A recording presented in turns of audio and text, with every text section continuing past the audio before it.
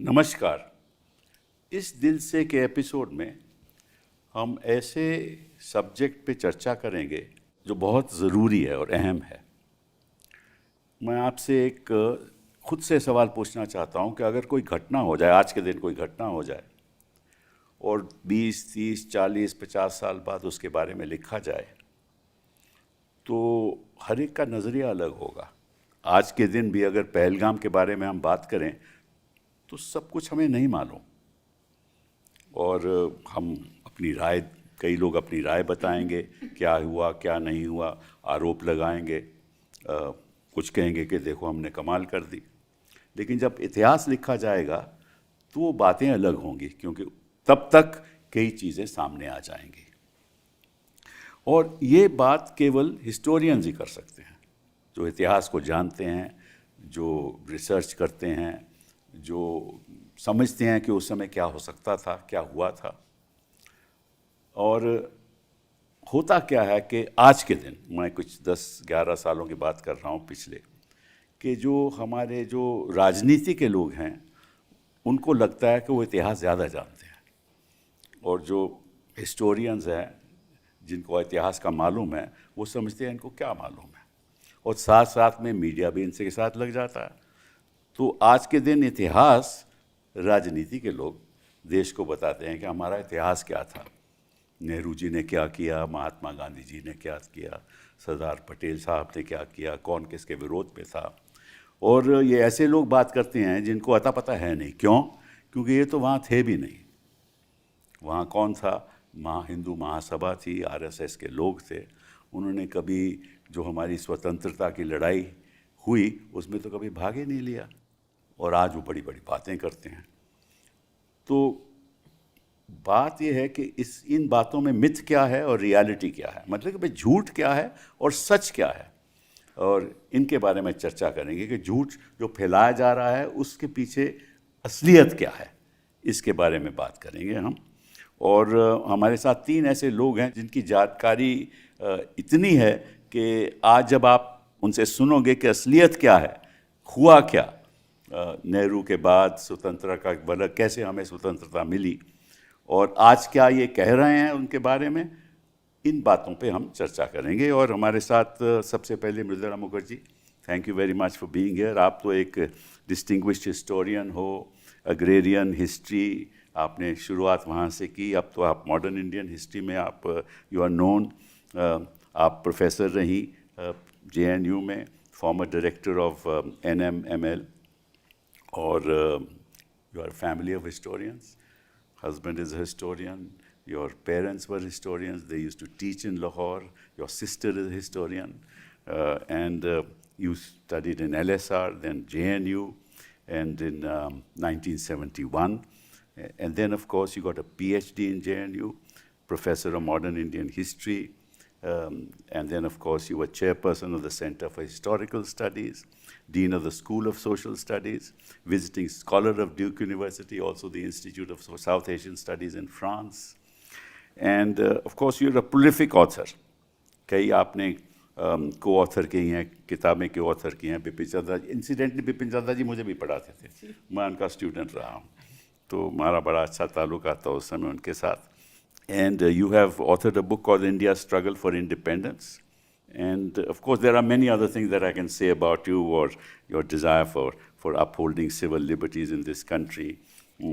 So thank you very much for being here. Purushottam Agarwal ji, thank you very much. सुना है अब नई एक पुरानी किताब आपकी लिखी हुई है जिसकी बड़ी चर्चा है, Who is भारत माता, that's about नेहरू जी। मजबूती का नाम महात्मा गांधी। आप भी JNU से हैं, आप लिटरेरी टिक रहे हैं, हिस्टोरियन हैं, भक्ति मूवमेंट के स्कॉलर हैं, भक्ति पोइट्री के स्कॉलर हैं, और आप you believe in non violence, in secularism, MA in political science, MA in Hindi literature, 2 आपके MA हैं, PhD 1985 in JNU. You taught in 1990, you were teacher in Ramjas College, then 1990 to 2003, associate professor, and then professor of Indian languages in JNU, visiting professor in Cambridge, UPSC, member of the, बहुत कुछ है आपके बारे में, तो आप thank you very much for being here. Ram Punyani ji, thank you. You are known to be, what should I say, a person who believes, you're an academic, a social activist, believes in communal harmony, anti this communal fervor which we see around us. You were a refugee. You were refugees from Lahore. You came here influenced by Gandhi, by Nehru, by Ambedkar, by Bhagat Singh. Masters in Hindi. And then, of course, you did your MBBS, MD, joined IIT Bombay, served there for 27 years. और took voluntary retirement, और कई किताबें आपने 3 dozen तो आपने किताबें लिख डाली हैं, and co-authored many things. And of course, you received several awards. Indira Gandhi award you received, National Integration का award you received. So thank you very much. आप ऐसे लोग हैं जो हमें बताएंगे कि असलियत क्या है. सबसे पहले पूछना चाहता हूँ कि ये 370 की इतनी चर्चा होती है और लोग कहते हैं कि देखिए नेहरू जी ने ऐसे काम कर दिया कि हमें फंसा दिया और ये नेहरू जी की बड़ी भारी गलती थी और सरदार पटेल होते तो ये होता ही नहीं. तो क्या वाकई में सरदार पटेल नेहरू के खिलाफ थे 370 के बारे में? ये बहुत बड़ा मैथोलॉजी है जो कि फैलाया गया है.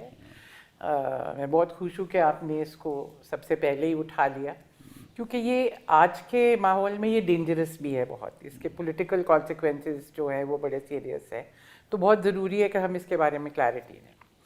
इनफैक्ट जो हिस्टोरिकल रिसर्च इस पीरियड पे हुई है, जो कि डेटा बिल्कुल अवेलेबल है और फैक्ट्स और फिगर्स के साथ ये दिखाया गया है कि आर्टिकल 370 जो है वो टोटली सरदार पटेल की क्रिएशन है.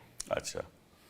उन्होंने उसको निगोशिएट किया, ड्राफ्ट किया और उन्होंने ही पार्लियामेंट में उस वक्त जो असेंबली थी before the first Constituent Assembly, which was also functioning as the effective parliament. That's correct.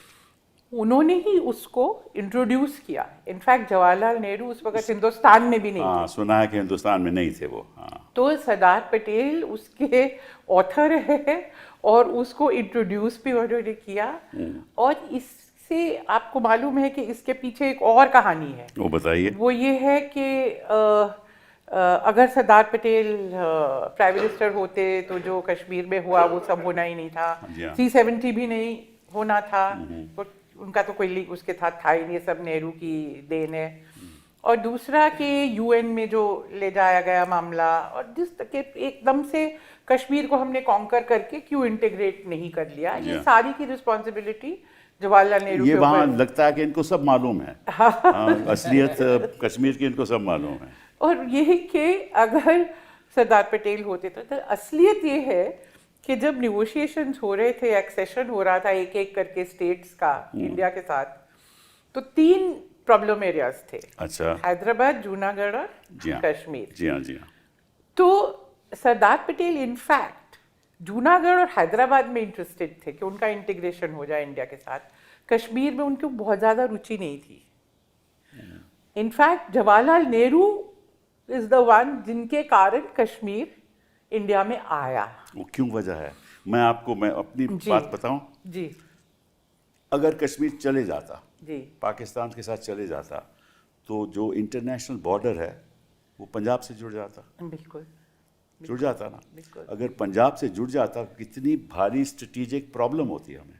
तो मेरे ख्याल में पंडित नेहरू ने ये सोचा कि ये नहीं होना चाहिए, क्योंकि वो जो बफर रहेगा तो स्ट्रेटेजिक डिफेंस में हमें बड़ा, तो इसलिए वो बहुत चाहते थे कि कश्मीर हमारे पक्ष में रहे, हमारे साथ रहे. ये मेरी अपनी राय है, हो सकता है मैं गलत भी हूँ. आपकी क्या राय है इसके बारे में? ये बिल्कुल देखिए, जवाहरलाल नेहरू के बारे में हम जानते हैं कि आज़ादी के पहले भी उनको भारत की जो विदेश नीति है उसका एक्सपर्ट माना जाता था. गांधी जी ने भी कितनी बारी कहा कि दुनिया के बारे में और इतना किसी को मालूम नहीं है. वो एक कारण था जो वो चाहते थे कि वो प्रधानमंत्री बने, क्योंकि पूरे विश्व के इतिहास के बारे में, उसके फॉरेन रिलेशंस के बारे में, तो उनकी नेचुरली बहुत स्ट्रेटेजिक थिंकिंग थी. एक और बहुत बड़ा फैक्टर ये था कि जो वहाँ पे मूवमेंट थी जिसके शेख अब्दुल्ला लीडर थे, वो एक टोटली सेक्युलर मूवमेंट थी. जो नेशनल कॉन्फ्रेंस थी वो महाराजा के खिलाफ लड़ी थी, डेमोक्रेटिक प्रिंसिपल्स पे और एंटी फ्यूडल प्रिंसिपल्स पे. इनफैक्ट आज़ादी के बाद सबसे पहला जो रैडिकल लैंड रिफॉर्म हुआ वो कश्मीर में हुआ, बिल्कुल सही। जो जमीनें किसानों को मिली। तो ये मूवमेंट जो थी ये कम्युनल मूवमेंट नहीं थी, जो पाकिस्तान के साथ वो जाना ही नहीं चाहते थे। तो जो पॉपुलर मूवमेंट थी वो इंडिया के साथ आना चाहती थी, और सरदार उस मूवमेंट के साथ और शेख अब्दुल्ला के साथ नेहरू जी के बहुत अच्छे संबंध थे। पर्सनल फैक्टर भी था, कश्मीर से थे वो, ही लव्ड कश्मीर। तो जो भी रीजंस थे वो ये थे कि वो कश्मीर को अपने साथ रखना चाहते हैं, ये नहीं कि उसको दे देना चाहते हैं। परंतु सर्कमस्टेंसेस ऐसे थे कि हमें पहले ये इंश्योर करना था कि महाराजा जो है साइन करे एक्सेशन पे, और वो कराया गया और एक दिन के अंदर वो हो गया। उसको खतरा था कि अगर नहीं करूंगा मैं तो निश्चित रूप से बर्बाद हो जाऊंगा, क्योंकि वहां जो मराडर्स थे वो आ रहे थे, रेडर्स थे आ रहे थे। बिल्कुल बिल्कुल। फिर भी उन्होंने बहुत डिले कर दिया था, पर उसी वक्त आर्मी भेज दी गई। तो जो दूसरी बात जो है, ये जो यूएन में ले गए और सारा मामला बिगाड़ दिया। देखिए, जिस कैबिनेट मीटिंग में ये फैसला हुआ कि यूएन में मामला ले जाना चाहिए, उसमें श्यामा प्रसाद मुखर्जी भी बैठे थे और उन्होंने उसको अपोज नहीं किया। तो रजामंदी से हुआ। एक चीज हम और भूल जाते हैं, गांधी जी अभी जिंदा थे जब कश्मीर का एक्सेशन हुआ और जब हमने आर्मी भेजी कश्मीर को बचाने के लिए। तो ये जो है कि सारा मैसअप हो गया। एक एक चीज, जवाहरलाल नेहरू की स्पीचेस हैं और एविडेंस अवेलेबल है, एक एक चीज जो कश्मीर में हो रही थी वो गांधी जी की रजामंदी के साथ हो रही थी। उनको, वो दिल्ली में थे, आपको याद है, सितंबर के शुरू से लेके अपनी डेथ तक वो दिल्ली में थे, और जितने भी घटनाक्रम उस वक्त हुआ गांधी जी की रजामंदी के साथ हुआ। तो अगर कोई रिस्पॉन्सिबल है फॉर अ सो कॉल्ड डेबकल, तो उस पे गांधी जी का नाम भी जोड़ देना चाहिए। आपकी क्या राय है? देखिए सिब्बल साहब, जैसा आपने कहा ना, एक लेवल पर ये हिस्ट्री के सवाल हैं, लेकिन इन सवालों को जिस तरह पेश किया जाता है उसके पीछे पॉलिटिकल मोटिवेशन है। ये हिस्ट्री के सवाल उस अर्थ में नहीं है कि आप फैक्ट्स बताएंगे लोगों को और लोग मान जाएंगे। लोगों का दिमाग इस तरह बदलने की कोशिश की गई है, और अनफॉर्चुनेटली बड़ी हद तक कामयाब कोशिश की गई है कि फैक्ट्स मायने ही नहीं रखते हैं। इसलिए जो मेरे मन में सवाल आता है, और मैं कई बार ये सवाल पूछता हूँ, और मुझे ताज्जुब है कि जब 2-3 साल पहले कश्मीर के सवाल पर लोकसभा में डिबेट हुई थी, तो कांग्रेस के किसी व्यक्ति ने लोकसभा या राज्यसभा में ये नहीं कहा कि अगर कश्मीर पर नेहरू सरकार की पॉलिसी जितनी गलत थी तो आदरणीय श्यामा प्रसाद मुखर्जी ने इस्तीफा क्यों नहीं दिया। वो नेहरू सरकार में मंत्री थे, कैबिनेट मंत्री थे। आखिरकार जब 2002 में गुजरात में वो सब हुआ तो रामविलास पासवान ने अटल बिहारी वाजपेयी की सरकार से इस्तीफा दिया था, क्योंकि तत्कालीन मुख्यमंत्री को कंट्रोल नहीं कर पा रहे थे प्रधानमंत्री जी। तो अगर इतना गलत हो रहा था कश्मीर में, अगर नेहरू सरकार इतनी गलतियां कर रही थी, तो आदरणीय मुखर्जी ने इस्तीफा क्यों नहीं दिया। ये एक अजीब तरह का अपॉर्चुनिज्म और लैक ऑफ पॉलिटिकल इंटीग्रिटी भी दिखाता है कि आप उस समय इस्तीफा ना दें, जब आप सरकार से हट जाएं तो ऐसे पेश करें चीज़ों को, और आज तक वैसे ही पेश करते चले जा रहे हैं जैसे कि आप बिल्कुल इनोसेंट थे, आपको कुछ पता ही नहीं था। ये सवाल हो या कोई भी सवाल हो, गांधी, नेहरू और पटेल की भूमिका को लेकर जो भी बातें आजकल व्हाट्सएप यूनिवर्सिटी के जरिए फैलाई जाती हैं, मैं ये बार बार कहता हूँ कि they are not matters of history. History is only a tool there, और rather one should say distortion of history is a tool there. वो पॉलिटिकल मैटर है, और पॉलिटिकल हमें समझना ये चाहिए कि क्यों आखिरकार गांधी और नेहरू, और खासकर नेहरू, गांधी को अप्रोप्रिएट करने की कोशिश की गई है, पटेल को की गई है। नेहरू जो कॉन्स्टेंटली अंडर अटैक, नेहरू एक तरह से उनके लिए सबसे बड़े विलेन। तो उसका कारण ये है Nehru's idea of India, which actually is the most authentic idea of India. Nehru का एक कंसिस्टेंट और unapologetic modern approach to things, scientific approach to issues, that actually is the basic reason. इसलिए वो नेहरू की हर चीज़ में खोट निकालेंगे, नेहरू को हर चीज़ के लिए जिम्मेदार ठहराएंगे। जैसा प्रोफेसर मुखर्जी ने कहा कि आर्टिकल 370 के आर्किटेक्ट तो असल में अगर कोई थे तो पटेल थे। बिल्कुल सही। और ये फैक्ट है, ये पाकिस्तानी हिस्टोरियंस इस बात को लिखते हैं इंटरेस्टिंगली, और तमाम सारी चीज़ों की तरह इस पर भी उनमें और इनमें सहमति है। पाकिस्तानी हिस्टोरियन से लिखते हैं कि अगर पटेल पीएम होते तो कश्मीर का रियलिस्टिक सॉल्यूशन होता। रियलिस्टिक का मतलब ये कि उन्हें पाकिस्तान को मिल जाता, वो नेहरू की वजह से नहीं मिला। बिल्कुल। तो यानी ये बहुत इंटरेस्टिंग है कि इन लोगों के हिसाब से नेहरू की गलती ये थी कि कश्मीर हिंदुस्तान में पूरी तरह इंटीग्रेट नहीं हुआ। पाकिस्तानियों के हिसाब से नेहरू का अपराध ये था कि वो कश्मीर पाकिस्तान को नहीं चला गया। पटेल होते तो चला जाता, क्योंकि पटेल रियलिस्टिक थे।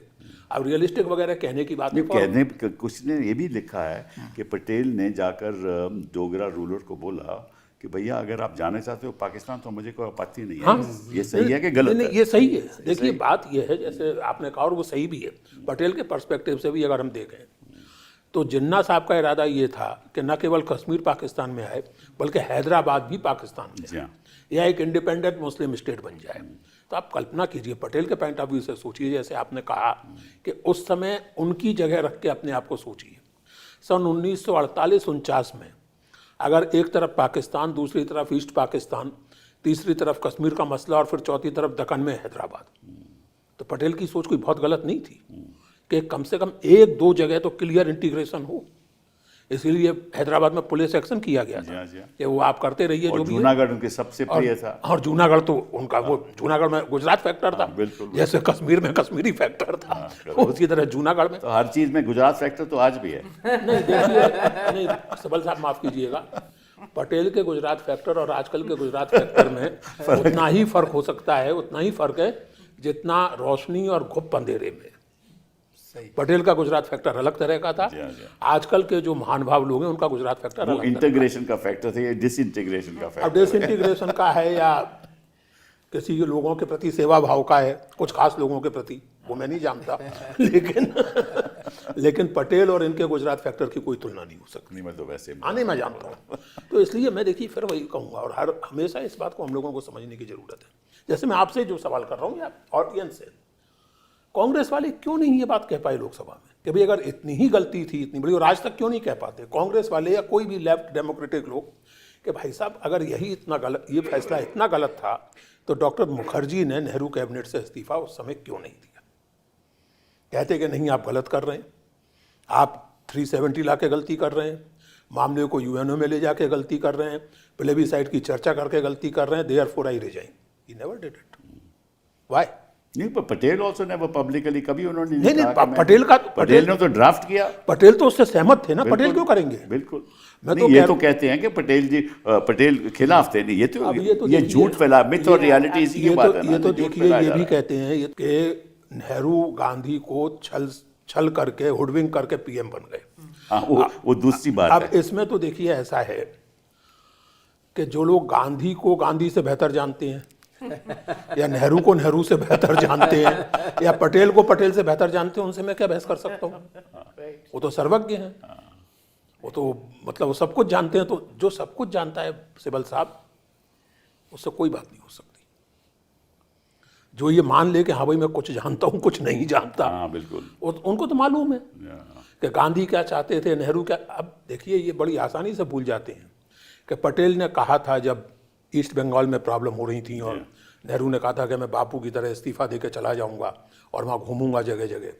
उस कॉन्टेक्स्ट में पटेल ने कहा था कि बापू ने तय किया कि नेहरू हमारे लीडर हों। जी हाँ बिल्कुल। And history has proved him absolutely right. This is Patel about Nehru. Gandhi ji said कि हम इसलिए नेहरू जी को आगे करना चाहते हैं क्योंकि he knows about foreign policy and is very popular with the student community. और देखिए युवाओं के साथ उनकी बड़ी पॉपुलरिटी। और एक बात और है, ये फैसला गांधी जी ने कोई सन 47 में नहीं कर लिया था। नहीं, पहले किया। उन्होंने सन 42 में AICC के वर्धा सेशन में कहा था और नाम लेके कहा था कि पटेल नहीं, राजा जी नहीं, मेरा उत्तराधिकारी जवाहर होगा। और आज वो जो बड़ा मशहूर कोटेशन है कि वो मेरी पकड़ से छूटना चाहता है लेकिन छूट नहीं पाता।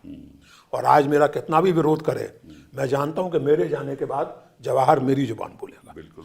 तो it was a very different kind of relationship, very different kind of relationship. कि वो student, he was the darling of the youth. That's right. और वो आज की मतलब 40 के दशक में नहीं, वो जो 26, 27, 28, 29 का दौर था, तब वो यूथ आइकॉन बन गए थे।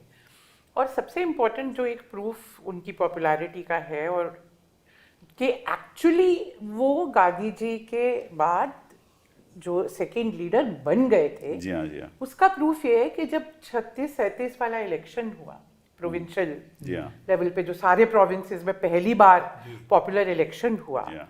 तो वो पूरे इलेक्शन कैंपेन जो था वो जवाहरलाल जवाहरलाल नेहरू नेहरू ने ने किया था। ऑल इंडिया में उन्होंने लड़ा। Correct correct correct. Gandhi ji ने 28-29 के बाद वो टूरिंग का काम छोड़ दिया था, सिर्फ उन्होंने हरिजन टूर किया था 33-34 में।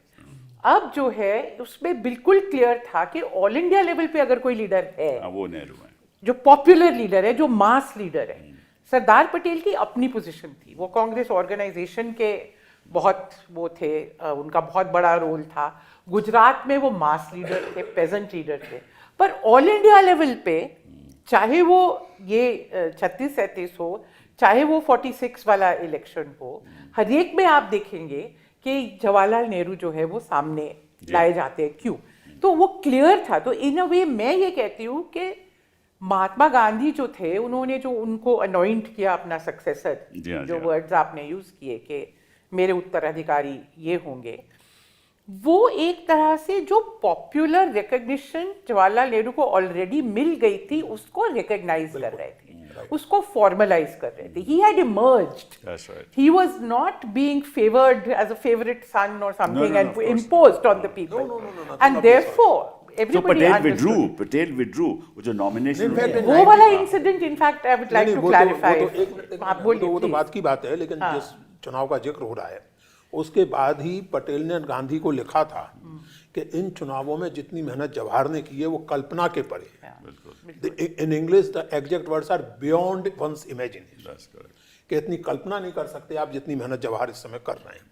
देखिए, इसमें रिलेशनशिप एक बात और होती है सिबल साहब, मैं ये बात कई बार लोगों से निवेदन कर चुका हूँ कि बड़े लोगों के झगड़े भी बड़े होते हैं, बिल्कुल। बड़े लोगों के मतभेद भी बड़े होते हैं, लेकिन इन बड़े लोगों में एक खास बात ये थी कि उनके मतभेद निजी स्वार्थों से प्रेरित नहीं थे, कुछ पोजीशंस पे थे और पब्लिक थे। जब मतभेद होते थे तो उन पर लीपापोती नहीं होती थी और फिर भी मिलकर काम करते They were partners, not rivals. Exactly. और ऐसे बड़े लोगों पर जब आप अपना छोटापन आरोपित करते हैं बिल्कुल। तो फिर दिक्कत होती है। जी हाँ, बड़े, अब आप छोटे हैं तो मान लेना चाहिए कि हम छोटे हैं, जी हाँ, जी हाँ। बड़ों को जबरन छोटा बनाने की कोशिश नहीं करनी चाहिए। वो आपके जैसे नहीं थे। सही बात है। जो आज के पॉलिटिशियन जब उनको एसेस करते हैं तो ये ध्यान रखें कि पटेल की अपनी राय थी, नेहरू और पटेल में काफ़ी मतभेद थे, मतभेद गांधी और नेहरू के बीच में भी थे, तीनों के बीच में थे। होना भी चाहिए। और लोकतंत्र तो ऐसे ही चलता है। और नहीं, लोकतंत्र क्या, सच ये है कि कोई भी ऑर्गेनाइजेशन ऐसे ही चलता है। वो जो एक बहुत पुरानी घिसी पिटी बात है कि in any discussion I and you agree on everything, then one of us is unnecessary. Ram Puniyani ji, अब आप बताइए, आपकी राय बताइए जरा। 2-3 बहुत महत्वपूर्ण चीज़ें आई हैं, तो मैं एक एक को अलग करके बताऊंगा। पहले तो ये जो कश्मीर का मुद्दा था, आपने जो अच्छे से बताया है, उसमें सबसे बड़ी बात जो मुझे लगी कि शेख अब्दुल्ला के जो विचार थे वो धर्मनिरपेक्षता और समाजवाद के थे। जी हाँ, जैसे कश्मीर का लाल चौक, वो भी रशियन क्रांति की प्रेरणा से आया, और कश्मीर एक राज्य रहा है यहाँ जो उन्होंने लैंड रिफॉर्म्स ये किए। जी हाँ, फिर शेख अब्दुल्ला का ये भी मत था कि मुझे भारत में जो चाह, भारत के साथ इसकी जो चाह है, उसका सबसे बड़ा कारण ये है कि यहाँ धर्मनिरपेक्षता के 2 सितारे हैं, एक गांधी और दूसरे नेहरू। तो नेहरू और शेख अब्दुल्ला की जो दोस्ती, वो मेरे ख्याल से वैचारिक आधार पे बहुत मजबूत थी, ये उसका एक कारण था। दूसरा, सरदार वल्लभ भाई पटेल के 2-3 मुझे इंसिडेंट्स याद हैं। एक तो जूनागढ़ जब भारत में मिल गया तो एक कॉलेज में उनका स्पीच हुआ, उसमें उन्होंने कहा उसमें यही बात कि अगर हैदराबाद हमको पूरा मिल जाता है तो कश्मीर के बारे में हमें कुछ नहीं कहना, मतलब he was willing for that. और दूसरा, उनकी जो दोस्ती जवाहरलाल जी के साथ थी वो भी एक अजीब दोस्ती थी, मतलब कई मामलों में अलग थे, पर एक बार मुझे याद है चौपाटी की एक पब्लिक मीटिंग में वो बैठे थे दोनों स्टेज पे, तो एक अमेरिकन पत्रकार पटेल जी को कहता है कि देखिए आप कितने लोकप्रिय हैं, लोग इतने लोग आपको सुनने आए हैं।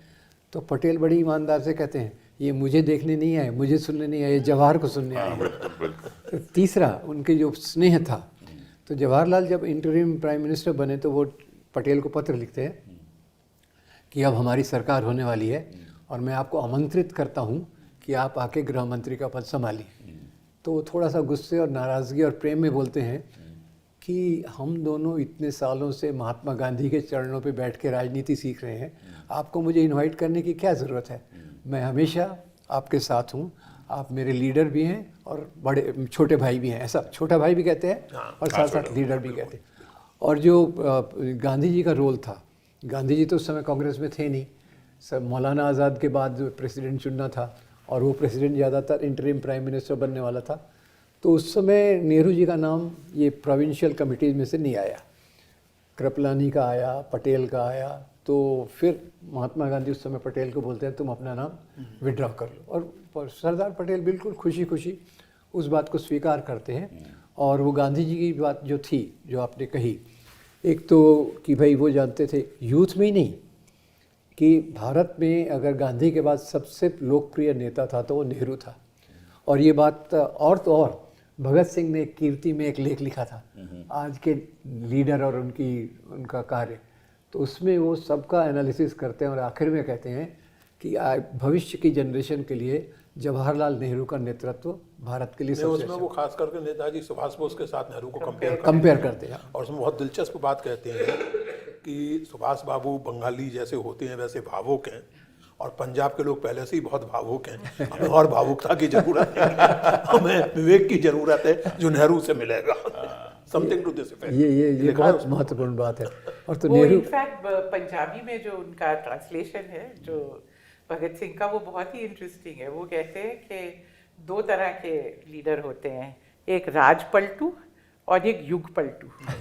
और सुभाष बोस को कहते हैं ये राज पलटू हो सकते हैं, पर नेहरू जो है ये युग पलटू। सुनो क्या एक इमेजिनेशन था वो भी उनके क्वालिटी का, यंग मैन। जबरदस्त। और उस समय जब जो मैं बात कर रही हूँ, ये 2829-30 का दौर है जब भगत सिंह ये बातें लिखते हैं। तो ये एक दूसरी बात पे आते हैं, आपसे शुरू करता हूँ मैं कि ये भी कहा जाता है कि जो सरदार पटेल साहब थे, ये भी एक और झूठ फैलाया जा रहा है, जो मिथ है कि सरदार पटेल साहब थे वो आरएस के खिलाफ नहीं थे, हालांकि उन्होंने बैन किया होगा। क्योंकि देखिए कि सरदार पटेल का एक बयान आज भी बहुत महत्वपूर्ण है आज की राजनीति में भी। जी हाँ। उन्होंने जब आरएसएस पे बैन लगाया तो उन्होंने उसमें ये नहीं कहा कि इन्होंने हत्या के आरोप वगैरह, उन्होंने सीधा ये कहा कि भाई आरएसएस जिस प्रकार से नफरत फैला रही है समाज के अंदर, जी हाँ। इसके कारण हमें अपना राष्ट्रपिता खोना पड़ा। और वो एक उनके मन में मुख्य बात उससे जुड़ी हुई थी।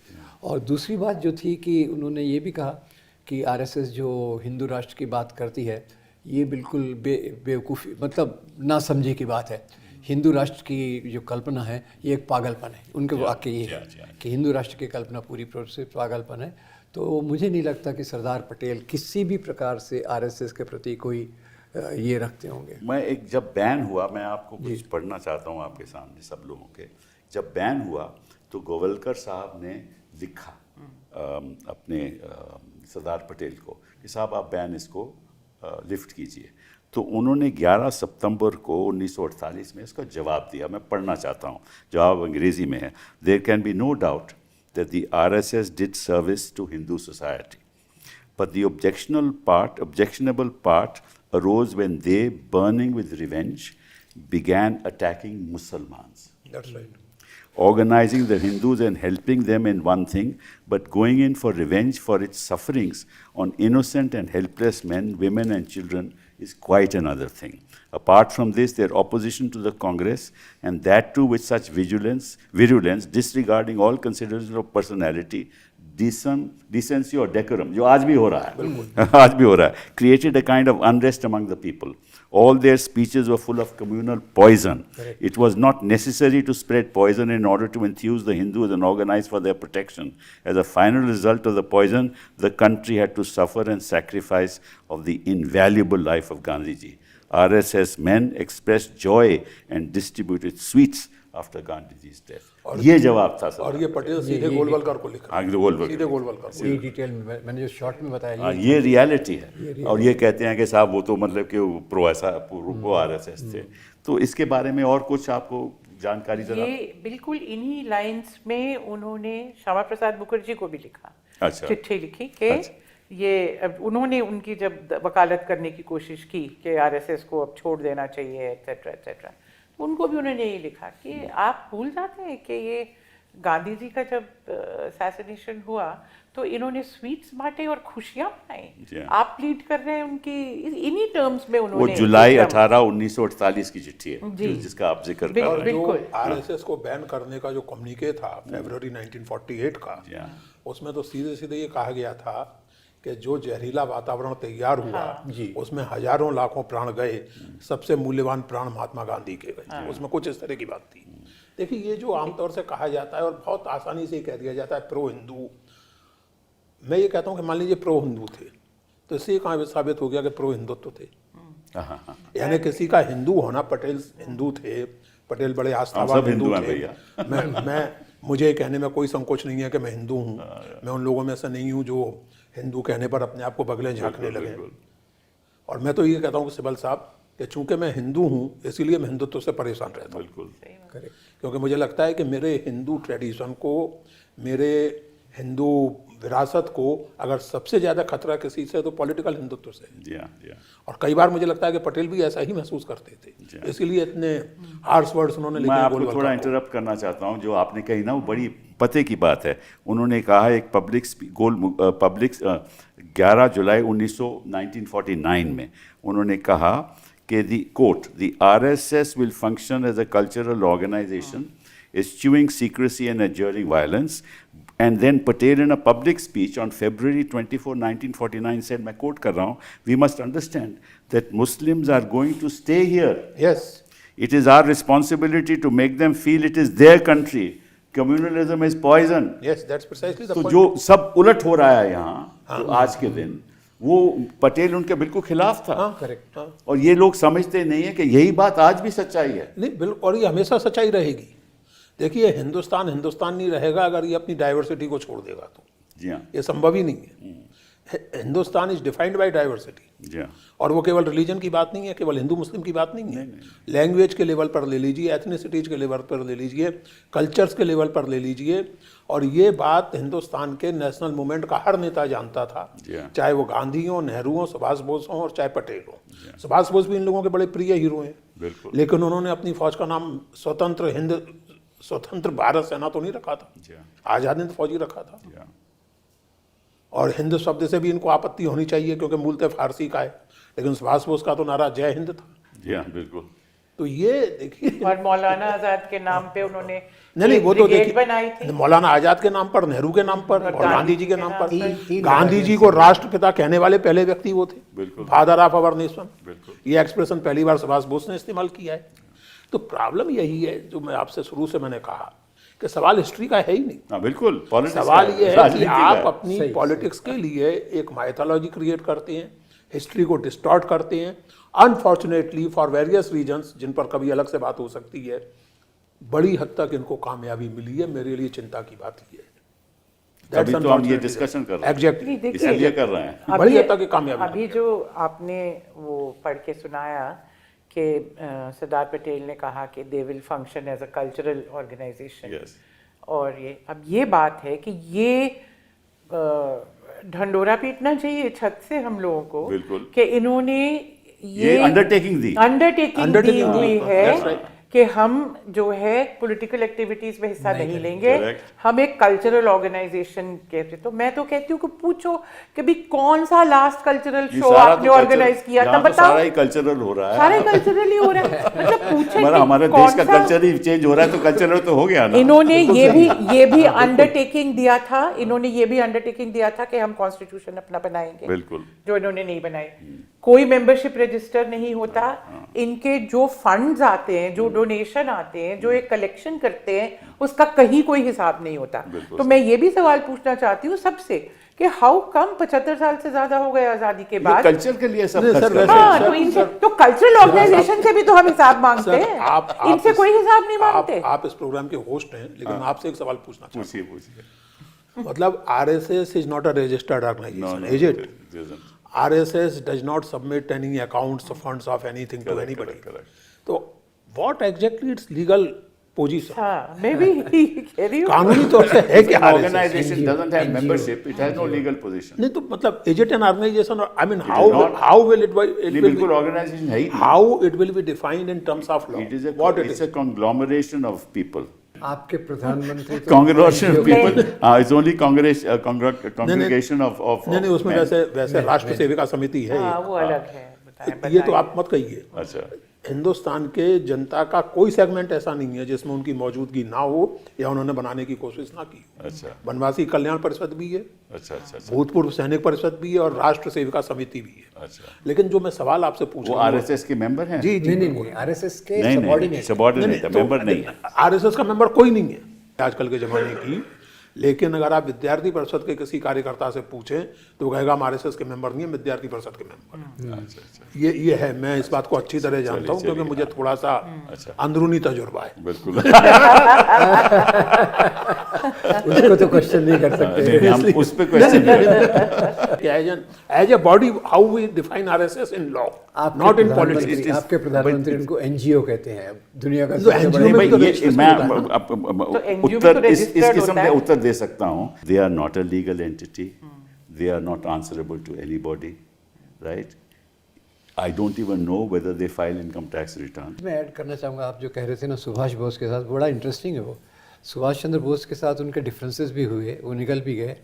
आज़ाद हिंद फौज में देखिए आप 3 बटालियंस थी। हाँ वो बताया ना, पहली गांधी और गांधी दूसरी ब्रिगेड, नेहरू जवाहर और तीसरी ब्रिगेड और मौलाना आज़ाद। ब्रिगेड। अच्छा, दूसरा उनका जो साइन था वो टीपू सुल्तान का स्प्रिंगिंग टाइगर, वो उनकी सेना का ये था। उनका सबसे जो नज़दीकी थे ना 3 जो बड़े जनरल, एक हिंदू था, एक मुस्लिम था, एक ये था, एक सिख था। तो ये बड़ा इंपॉर्टेंट। अच्छा, तीसरा उनके बाद में जब मीटिंग भी होती है तो एक तो सुभाष चंद्र बोस महात्मा गांधी को राष्ट्रपिता कहते हैं और महात्मा गांधी उनको प्रिंस अमंग्स पैट्रियट्स कहते हैं। ये दोनों चीज़ें सच है, मतलब ये सुभाष चंद्र बोस के बाद। अच्छा, बाद में देखिए जब आज़ाद हिंद फौज के कैदी आते हैं तो उनको बचाने के लिए तो कांग्रेस पूरी एक कमेटी बनाती है जिसमें कैलाशनाथ गाडजू, जवाहरलाल नेहरू, भूलाभाई देसाई शायद उसके भूलाभाई होते हैं। सरदेसाई, ये सब उसमें ये करते भूलाभाई हैं। देसाई थे उसके। सिर्फ कमेटी नहीं बनाती, केस लड़ती है और केस उससे लड़ती है। ज्यादा पूरा देशव्यापी आंदोलन करती है। correct. INA prisoners release movement correct. 45 में और उसका- जस्ट जी बिफोर हाँ, द जी हाँ, इलेक्शन जी हाँ, जी हाँ। देशव्यापी एक आंदोलन जो है ऑर्गेनाइज होता है, बहुत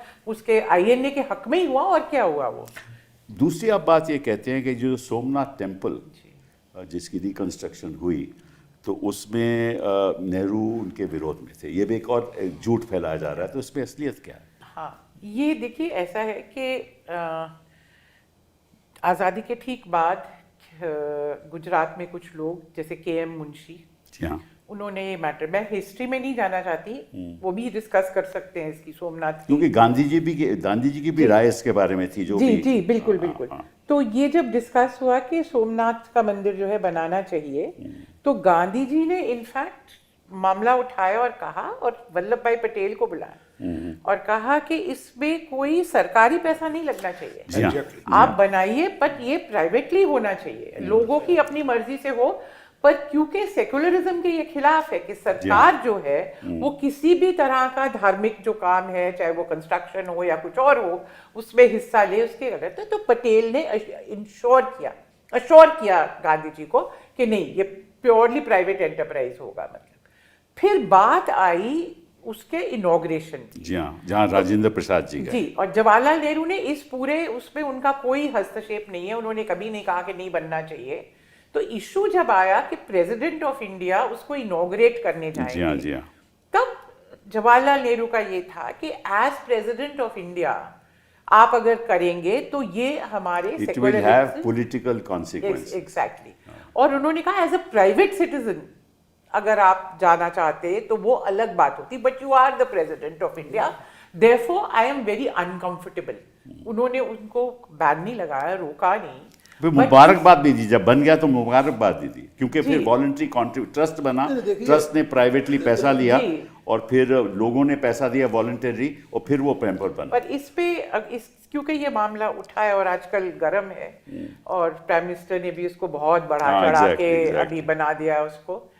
तो इस पे थोड़ा सा मैं बताना चाहूंगी आपको कि इस इशू के ऊपर कि ये सोमनाथ का जो डिस्ट्रक्शन था महमूद गजनी के हाथों जी हाँ, एक्सेट्रा, कि ये जो एक फैलाई गई हुई माइथोलॉजी है कि ये हिंदुओं के दिल पे एक घाव की तरह 1000 साल रही। जी हाँ, जी हाँ।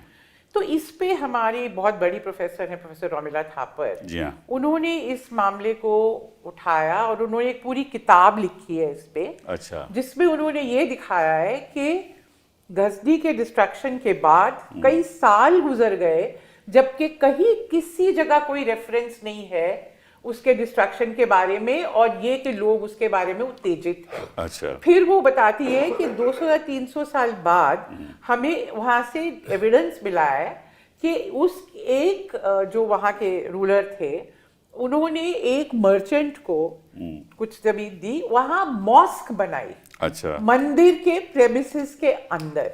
अच्छा। तो पूरे उन्होंने हिस्टोरिकल रिकॉर्ड्स 1000 साल के छान के ये दिखाया है कि ये जो आइडिया है कि 1000 साल से एक घाव था और ये बहुत बड़ा एक इवेंट था, ये पहली बार इसका मेंशन ब्रिटिश पार्लियामेंट में एक ब्रिटिश पॉलिटिशियन लाते हैं, क्योंकि उस वक्त आपको तो मालूम है कि ब्रिटिश ये कहने की कोशिश कर रहे थे कि हमने जो है अपना रूल इस्टेब्लिश करने के लिए, पॉपुलर होने के लिए हिंदुओं को ये पढ़ाया जाता था कि हमने तुम्हें मुसलमानों के राज से बचाया।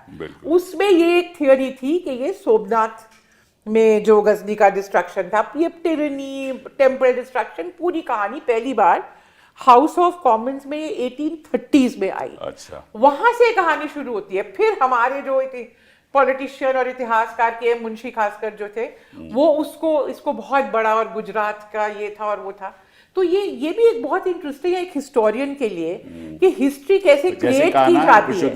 मैं तो वही तो मैं कह रही हूँ कि अरे पर आप ये बात देखिए, मैं कह रही हूँ कि जब हम बात कर रहे हैं ना हिस्ट्री की, तो एक तरफ आप देखिए हिस्टोरियंस इन इश्यूज को कितना सीरियसली लेके इतनी रिसर्च करके एक चीज प्रूव करते हैं। आप कम से कम उसको काउंटर करिए, आप उसको इग्नोर ही नहीं करते, आप डिस्टॉर्ट करते हैं, आप झूठ बोलते जाते हैं, आप उसको एक पॉलिटिकल बड़ा सा इशू बना देते हैं। तो कभी कभी तो हमें लगता है कि काहे को हम हिस्ट्री लिख रहे हैं। मैं इसमें एक चीज कहना चाहता हूँ, आपको पॉलिटिक्स में आना चाहिए ना। और ये this is in continuation of what I always feel. मैं फिर से कहूँगा कि बात हिस्ट्री की कम और पॉलिटिक्स की ज़्यादा है, एक बात। दूसरी बात ये कि हिंदुस्तान में या कोई भी समाज हो और कोई भी वक्त हो, उसमें कई तरह की टेंडेंसीज होती हैं। At any given point of time ये आपको तय करना होता है, पूरे समाज को या समाज के अधिकतम लोगों को, कि आप किस टेंडेंसी से सीखना चाहते हैं और किसको पीछे छोड़ देना चाहते हैं। ऑन दिस पॉइंट आप ये देखें, मैं एक 18वीं सदी के उर्दू पोएट हैं, जाने माने पोएट हैं, शायरी के खुदा कहलाते हैं वो उर्दू ट्रेडिशन में, मीर तकी मीर। बिल्कुल। उनका एक शेर है, उसी के फरोगे हुस्न का झमके है सब में नूर, उस समय हरम हो के दिया सोमनाथ का। This is Mir Taqi Mir in 18th century. यानी एक मुसलमान कवि सोमनाथ को इस तरह याद कर रहा है कि वो एक ही है ईश्वर, उसी की रोशनी है, चाहे वो मक्का में जलने वाली, काबा में जलने वाली शम्मा हो और चाहे सोमनाथ में जलने वाला दिया हो। 18वीं सदी में सोमनाथ को इस तरह भी याद किया जा रहा है, और 20वीं सदी में आकर के और 21वीं सदी में आप आकर के उसको बता रहे हैं कि वो केवल घाव के रूप में याद किया गया है, जबकि वो एक दूसरे मेटाफर के रूप में भी याद किया गया है। तो ये फैसला आपको करना है, यानी 21वीं सदी के हिंदुस्तान को करना है। मैं उन लोगों में से नहीं हूँ जो ये कहें कि साहब before the Britishers came everything was hunky dory, ऐसा कुछ नहीं। लड़ाई झगड़े होते थे, वरना कबीरदास को कहना नहीं पड़ता कि आपस में दो लड़त मरत है मरम ना काहू जाना। लड़ाई झगड़े तो होते थे, लेकिन उन लड़ाई झगड़ों के साथ डायलॉग भी होता था। लड़ने झगड़ने वालों के साथ कबीर जैसे लोग भी थे, मीर जैसे। हमसे झगड़ते हैं, डायलॉग तो करते ही नहीं, कर ही नहीं सकते ना। देखिए डायलॉग करने के लिए जरूरी है सिबल साहब, हम तो करना चाहते हैं। आप इसलिए करना चाहते हैं क्योंकि आप जानते हैं कि आप सब कुछ नहीं जानते। वो मानते हैं कि वो सब कुछ जानते हैं, ये जानते नहीं हैं, मानते हैं कि सब कुछ जानते हैं। और जो आदमी ये मानता है कि वो सब कुछ जानता है, वो काहे को किसी से डायलॉग करेगा? I know that I know not. Exactly. That's why you enter into a dialogue. If I am convinced कि मुझे तो सब पता है, फिर काहे का डायलॉग? करेक्ट। That's it. आपने ये बात कही तो नेहरू जी ने वो चिट्ठी लिखी जिसके बारे में आपने जिक्र किया। वो चिट्ठी 11 मई 1951 में थी। वो कहते हैं, I confess that I do not like the idea of your associating yourself with the spectacular opening of the Somnath temple. कुछ मुझे आपको नज़ारा कुछ और चीज़ का दिखता है इसमें? जी जी जी हाँ? दिखता है ना, सबको दिखता है। हाँ, दिस इज नॉट उसी को जस्टिफाई करने के लिए सोमनाथ याद किया जाता है। This is not merely visiting a temple, which can certainly be done by you or anyone else. कोई भी जा सकता है, but rather participating in a significant function, Yes. which unfortunately has a number of implications. Yes, that's it. सही बात है। This is what secularism बिल्कुल is. Logical बात है। This केवल is the secular- definition of secularism. देखिए केवल कि आप secular- जाइए, एक व्यक्तिगत रूप में आप जाइए, मंदिर जाइए, मस्जिद जाइए, गुरुद्वारा जाइए, कहीं भी जाइए, चर्च जाइए, कहीं हाँ, भी कहीं भी जाइए, जाइए। बट अब उसको आप परफॉर्म नहीं कर सकते वहां जाकर, Exactly. Specially when you in a public position. You are president of the Not republic. as a- You are not as a president prime of the minister. republic. not as a representative of the public. And mind you, Rajendra Prasad ji was going only to inaugurate, not to become the judgeman. नहीं, not only that, he replied. अरे जब उनसे बोला गया तो मालूम नहीं, ही replied, he said अगर मुझे मस्जिद में बुलाया जाएगा हाँ, तो मैं मैं वहां भी वहाँ भी जाऊंगा। जाऊंगा। That's it. right. हाँ, अगर कहीं और बुलाया जाएगा तो वहां जी जाऊंगा। ये बुला दिया He was जाता not taking discrimination. Yeah. हम लोग Not कहाँ at जाते हैं? all. यहाँ Not तो at केवल एक ही जगह जाया और जाता नहीं है। ये आजकल बुला दिया जाता है, ये नहीं कोट किया जाता। हाँ, तो मैं- कि राजेंद्र प्रसाद जी ने कहा कि अगर बुलाया गया तो मैं मस्जिद भी जाऊँ। चौथी बात, ये कहते हैं कि हिंदुस्तान का बंटवारा कांग्रेस की वजह से हुआ। ये अनदर मिथ। इसके बारे में आप क्या कहेंगे? मतलब मेरे ख्याल से पाकिस्तान रेजोल्यूशन तो सन 40 में पास हुआ है, if I'm not wrong। Savarkar ने 1937 में कहा था जी हाँ। कि ये मानना कि हिंदुस्तान इज ऑलरेडी या homogeneous nation is wrong. In this country there are clearly distinguished two nations, Hindus and Muslims. This is Savarkar in 1937। 1923 में उनकी वो किताब नहीं, वो किताब की बात नहीं कर रहा हूँ मैं, उसमें तो इस तरह क्लियरली वो नहीं उन्होंने था। presidential address हिंदू महासभा के 1937 Ahmedabad Hindu session, Ahmedabad Hindu Mahasabha session, Savarkar was presiding over it and this sentence occurs in his presidential address that in this country there are two nations, Hindus and Muslims। तो ये तो कहते हैं, बिल्कुल ये तो बात नहीं मानते। ये इसका कोई क्या कर सकता है? तो ये हिस्ट्री है या पॉलिटिक्स है? हैं? ये हिस्ट्री है या उस पॉलिटिक्स? समय भी पॉलिटिक्स थी और आज भी पॉलिटिक्स है। उस समय भी हिस्ट्री नहीं थी और आज भी हिस्ट्री नहीं है। उस समय भी हिंदू और मुस्लिम दो अलग अलग नेशन नहीं थे और आज भी नहीं है। सावरकर भी पॉलिटिक्स कर रही थी, ये लोग भी पॉलिटिक्स कर रहे हैं।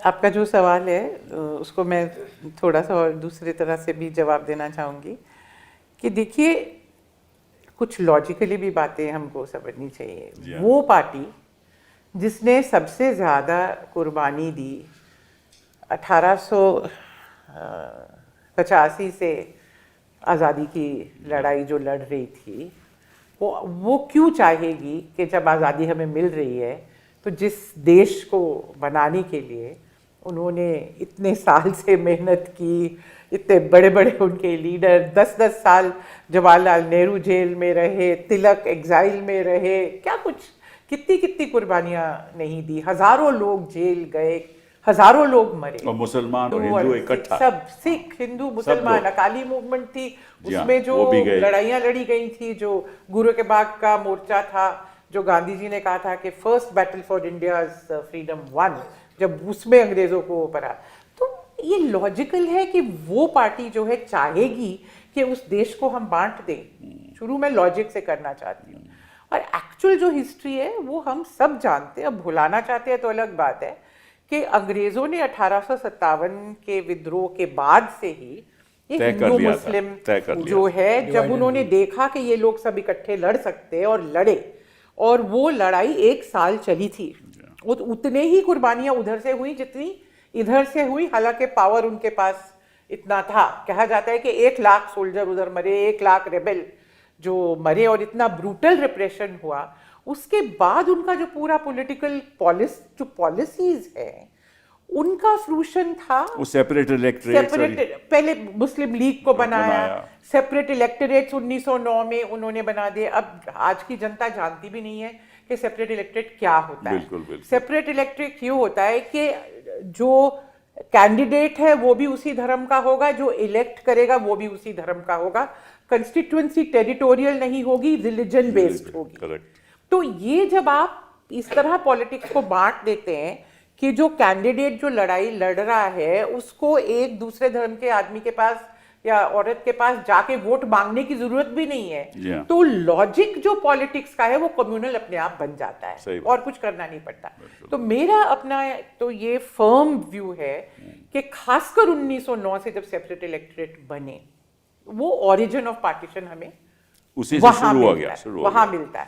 और जैसे जैसे कॉन्स्टिट्यूशनल डेवलपमेंट होते रहे, जैसे 1919 में जो अगला आया उसमें आपने इलेक्टोरेट तो बढ़ा दी पर सेपरेट इलेक्टोरेट आपने रखा। 1935 वाला जो एक्ट आया उस पे भी आपका सेपरेट इलेक्टोरेट रहा। तो पूरा पॉलिटिक्स उसके बाद आप ये सोचिए कि 1909 के बाद कोई मुसलमान पॉलिटिशियन जो आता है लड़ने के लिए थ्रू इलेक्शन, उसको कभी किसी हिंदू से बात करने की जरूरत ही नहीं जी हाँ। है। एंड वाइस वर्सा, आप जिसको जनरल कंस्टिट्यूएंसी कहते थे वो सिर्फ हिंदुओं की कंस्टिट्यूएंसी थी। सिखों की भी अलग कर दी आपने, जी फिर कास्ट वाइज डिवीजन भी कर दिया। पंजाब में जैसे agriculturist caste versus non agriculturist caste, south India में आपने ब्राह्मण बट नॉन जिन्ना तो ब्राह्मण। चाहता था हम हिंदुस्तान के साथ रह सकते हैं, हाँ। लेकिन हमारे separate to everything should be separate, मतलब कि अलग तरीका, हमारी एडमिनिस्ट्रेशन अलग हो, सब कुछ अलग हो। देखिए इसमें एक बात यह है कि जो आप कह रही हैं, बेसिकली एक हिंदुस्तान को एक इंटीग्रेटेड नेशन बनना है या नहीं बनना है, और जाहिर है कि अंग्रेज तो ये नहीं चाहेंगे। 1857 के तजर्बे ने उनको बता दिया था कि अगर एक हो गए तो बहुत बड़ी मुश्किल है। और उसके बाद ये भी हम ध्यान रखें कि सर सैयद अहमद ने एक किताब लिखी थी in late 19th century, the causes of the rebellion, Asbab Baghawat Hind. उसमें उन्होंने बताया और दुर्रानी का उदाहरण दिया था कि दुर्रानी ने ईरानी और अफगानी सिपाही अलग अलग रखे थे ताकि अगर एक पलटन गड़बड़ करती थी तो दूसरी उसको दबा देती थी। अंग्रेजों ने गलती ये की, हिंदू मुस्लिम पलटन एक कर दी, तो अंग्रेजों को कुछ क्लू वहाँ से भी मिला। और उसके बाद जितनी भी फॉल्ट लाइन आपके समाज में थी, चाहे वो कास्ट की थी, चाहे वो कम्युनिटी की थी, चाहे वो लिंग्विस्टिक थी, हर फॉल्ट लाइन को अंग्रेज सरकार ने जम के बढ़ाया। अब इसमें जो एक सीधा सा सवाल उठता है, आप भूल जाइए कांग्रेस को, लीग को, हिंदू महासभा को, मेरे लिए कसौटी ये है कि जो पॉलिटिक्स इस तरह की किसी भी फॉल्ट लाइन को बढ़ावा देती है, वो पॉलिटिक्स हिंदुस्तान की एकता के लिए ठीक तो नहीं है। सही बात है। तो जब आप सेपरेट इलेक्टोरेट आपके सामने हैं, तमाम तरह के डिवीजन्स आपके सामने हैं, उस समय आप इस बात को थियोराइज करें 1937 में कि दो अलग अलग नेशंस इस देश में हैं, तो आप किसकी मदद कर रहे हैं? आप राष्ट्र निर्माण कहिए या नेशनल बिल्डिंग कहिए, उस प्रोजेक्ट को सपोर्ट कर रहे हैं, या जो इम्पीरियलिस्ट डिजाइन है कि हिंदुस्तान को जितना अधिक बांटा जा सके उसको सपोर्ट कर रहे तो इसको मौका मिल गया ना जिन्ना को कि भाई हमें हैं। That's it. उसके पहले तो रिफॉर्म की बात हो रही थी, उसके पहले तो एडजस्टमेंट की, फिर डायरेक्ट एक्शन डे accommodation, हो गया, फिर डायरेक्ट एक्शन डे के जो हुआ, बाद इनएविटेबल हुआ। उसके बाद जब उन्होंने कहा, पहले तो ये था कि भाई एक ऑटोनॉमी होनी चाहिए जो आप जिक्र कर रहे जी हैं हाँ। कि रहेंगे एक ही लेकिन हम अपने ढंग से सरकार चलाएंगे, केवल करेंसी और वो कांग्रेस डिफेंस, ने उसका इनकार कर दिया। करेंसी और डिफेंस कॉमन रहेगा, बाकी सब अलग अलग रहेगा। लेकिन जब आपने क्लियरली घोषित कर दिया कि दो नेशन है, तो उनके उसको तो एक मॉरल सपोर्ट मिला ना। You ultimately ended up supporting morally and theoretically that position which ultimately resulted in the एक partition. चीज और हम भूल जाते हैं इसमें कि जो असली क्रिएटर है पार्टीशन के, जो ऑथर या जो भी आप कह लीजिए, वो तो अंग्रेज थे। No doubt. और एंड तक 15 अगस्त 1947 तक पावर में वो थे, जी हाँ। और उन्होंने मुस्लिम लीग को वोट वीटो दे दिया था जी हाँ। कि कोई भी प्रपोजल जो आता था, Jinnah could say no to anything. correct. जब आपने उनको वीटो दे दिया तो आप एक रीजनेबल सेटलमेंट कहाँ होने दे रहे हैं? सवाल अब कहने को तो बहुत थियरीज हैं आजकल कि अंग्रेज जो थे वो यूनाइटेड इंडिया चाहते थे, कांग्रेस ने कहा कि नहीं डिवाइड करके चले जाओ। ये सब मिथ्स है। अंग्रेजों के आर्काइव्स में कहीं किसी का एक प्रपोजल है पर वो कभी एक्सेप्ट नहीं हुआ था। जी हाँ। तो ये बिल्कुल मतलब कंफ्यूज करने वाली और वो करने, तभी तो मैं कह रही हूँ कि कैसे अब सरदार पटेल ने, कृपलानी ने, मौलाना आजाद ने, गांधी ने खुद कहा कि with a heavy heart, सबने विद हैवी हार्ट नहीं, सबने मतलब जैसे कि कहते हैं खून की वो उसको करके उन्होंने एक्सेप्ट किया, जबकि कोई चॉइस नहीं था। क्योंकि जमीन के लेवल पे जो राइट्स, आप जो डायरेक्ट एक्शन डे के आपने जो मेंशन किया, तो 16 अगस्त 1946 से और 15 अगस्त 47 नहीं, उसके बाद सितंबर तक, अक्टूबर तक कितने लोग मारे गए। कितने जो जमीन के लेवल पे कम्युनिज्म फैला। तो जब गांधी जी के पास गए और उन्होंने कहा कि आप इसके खिलाफ मूवमेंट क्यों नहीं चलाते, कहते हैं मूवमेंट किसके साथ चलाऊं?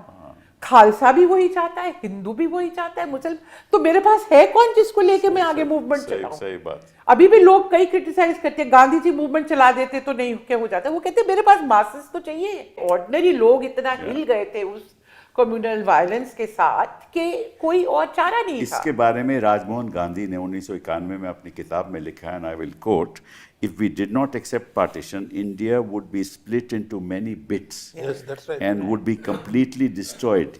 India had become a battlefield and it was better to partition the country than to have a civil war. That's right. ये इनके What do you, इनकी what, बात- क्या नहीं, आपका? मैं वही कह रहा था कि वास्तव में ये जो कंट्री का डिवीजन जैसे बता रहे थे कि 23 में पहले तो बुक आई कि यहाँ 2 नेशंस हैं, फिर 1937 में ये इनकी सावरकर का ये था कि we agree with Muslim League on this. 1940 में वो प्रपोजल आया, जबकि मेजॉरिटी ऑफ मुस्लिम्स इसके खिलाफ थे। बिल्कुल सही। अल्लाह बख्श और उन्होंने जो दिल्ली आज़ाद कांग्रेस बुलाई, उसमें उसके विरोध में उन्होंने दिया, और आखिर में नेहरू और पटेल को ये बात माननी पड़ी, क्योंकि वो जो इंटरिम कैबिनेट में मुस्लिम लीग वाले they were blocking all the proposals for whatever things were to be done, so that was a compulsion rather than acceptance. और एक पॉइंट मैं बोलना चाहता हूँ कि ब्रिटिश के दिमाग में ये भी था कि अगर ये इंडिया यूनाइटेड रह गया तो it will become a sort of a very important force in South Asia, and most of its leaders are of socialist mind. Yeah. So they may try to align more with Russia, and that time ये भी बात in the सही bipolar world, so their own position will become stronger as far as their strategic interest in this area. And that are was concerned. shown after independence. Pakistan immediately became a member of all the Cold War blocs on the side of the West, whereas India refused. We can see it even today. The politics of today is the same thing. Exactly. exactly. The Yeah. West is supporting Pakistan big time. Absolutely. And he was These right. are their far-sighted calculation. By the way, this thing about civil war, that the only way you can prevent it, you see, Nehru said that again and again, that, you know, it's not that you can't stop the partition from happening, but do we want to massacre our own people? Exactly. It means not just civil war, it means brutal repression. तो इसका मतलब है कि राजनीतिक लोगों को थोड़ा बहुत इतिहास समझने की जरूरत है। थोड़ा बहुत नहीं, बहुत ज्यादा। नहीं, वो इतना तो मैं एक्सपेक्ट भी नहीं कर सकता। नहीं, लेकिन देखिए- थोड़ा बहुत समझ लें तो फिर डायलॉग ठीक ठाक से हो सकता सिबल है। साहब देखिए, ऐसा है, पार्लियामेंट में इतना विरोध करना, इतिहास- इतना विशस अटैक करना, ये किसी के देखिए देश के लिए ठीक नहीं। मेरा एक निवेदन है, इतिहास की क्लास अटेंड करने की जरूरत नहीं है, लेकिन राजनेताओं को एक सेंस ऑफ हिस्ट्री जरूर होना चाहिए ताकि मुल्क नॉनसेंस ऑफ हिस्ट्री में ना फंसे। वो सारे मुल्क को नॉनसेंस ऑफ हिस्ट्री में फंसाए दे रहे हैं। यानी एक अजीब स्थिति बन गई है, यानी कि आज आप देखिए तो रोज़ कोई ना कोई नया तमाशा खड़ा हो जाता है। कभी वो बाबर होता है, कभी वो महमूद गजनवी होता है, कभी सोमनाथ होता है, कभी वो, जैसे वो प्रियंका गांधी का वो बयान मुझे बहुत मज़ेदार लगा था, जिन्होंने लोकसभा में कहा कि भाई नेहरू की सारी गलतियां आप एक बार लिस्ट एक बार कर दीजिए और एक बार उनको जो कुछ करना है फांसी लटका दो आपने, उसके बाद चलो क्या करना है। मतलब नेहरू जी, यानी कई बार मुझे लगता है कि वो नारा लगाते हैं ना तमाम पॉलिटिकल पार्टियों के लोग कि मेरा बूथ सबसे मजबूत, सबको अपने जोश दिलाते हैं, तो मैंने उस पर एक नारा इनकी तरफ से गढ़ा है कि नेहरू का बूथ सबसे मजबूत। अभी तक पिंड नहीं छोड़ रहा है नेहरू जी, 64 में गुजर गए, आज तक वो मतलब नेहरू के भूत से आज तक ग्रस्त है। चलिए इस चर्चा इसमें को मैं ये सिर्फ एक लास्ट चीज कहना चाहती हूँ कि एक कारण, और थोड़ा मैं इसमें आपसे थोड़ा डिफर करती हूँ, एक कारण जो नेहरू पे अटैक होता है जोरों का, it's a proxy attack on Gandhi, ये मेरा विश्वास है। नहीं, ठीक है, गांधी जी पे सीधा अटैक करने की इनकी हिम्मत आज तक भी नहीं उसको तो है, और क्योंकि असल में appropriate दोनों करते के हैं ना idea Gandhi of ji. India बिल्कुल सेम नहीं, देखिए इसमें डिसएग्री की कोई बात ही नहीं है। गांधी पर अटैक करना मुश्किल था, और मैं ये मानता हूँ, बार बार कहता हूँ मैं ये, कि उन्हें बड़ी हद तक कामयाबी मिली है, और उस कामयाबी से मिले कॉन्फिडेंस का नतीजा ये है कि मनरेगा जी राम जी हो गया है। ये पहली बार हुआ है कि किसी स्कीम का नाम इस तरह बदला गया है। नई स्कीम लागू की गई है, नए वो किए गए हैं, नेहरू के नाम से जो चीजें थी उनके नाम बदल दिए गए हैं। गांधी के नाम से चलने वाली किसी स्कीम का या गांधी के नाम से बनी किसी इंस्टीट्यूशन का नाम बदलने का काम पहली बार हुआ है। And this shows their confidence, this shows their confidence। बिल्कुल, वो तो उसके लिए राम को लाना ये पड़ रहा है। और उसके लिए राम को लाना हाँ, ये बात अलग है कि गांधी के मुकाबले राम को हराना पड़ रहा चलिए है। राम के नाम पे हम चर्चा खत्म करते हैं। गांधी बहुत बहुत धन्यवाद गांधी और राम दोनों के नाम पर। दोनों के नाम पे।